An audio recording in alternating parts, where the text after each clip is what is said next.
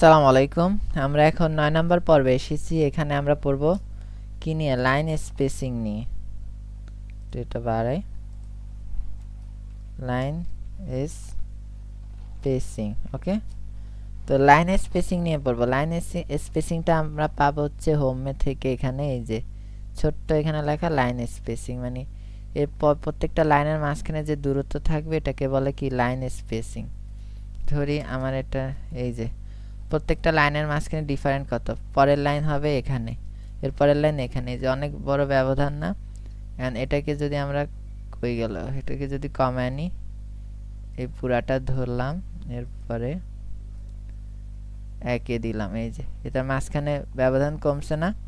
এটাকে বলে কি? Line spacing. এটা হচ্ছে ডাবল স্পেসিং, মানে দুই ডাবল গুণ হচ্ছে দূরত্ব যাবে। এটা হচ্ছে 3 গুণ।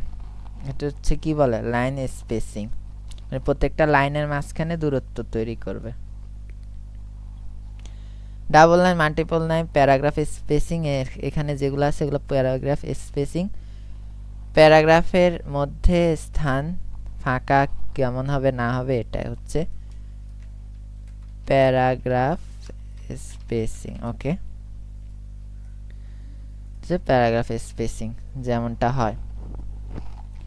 তো এটা ভিডিওটা অত বড় না, ছোট আছে। তো প্যারাগ্রাফ স্পেসিংও দেখলাম, লাইন স্পেসিংও দেখলাম। ৯ নাম্বার পর্বটা অনেক ছোট, অনেক সহজ। তো আল্লাহ হাফেজ।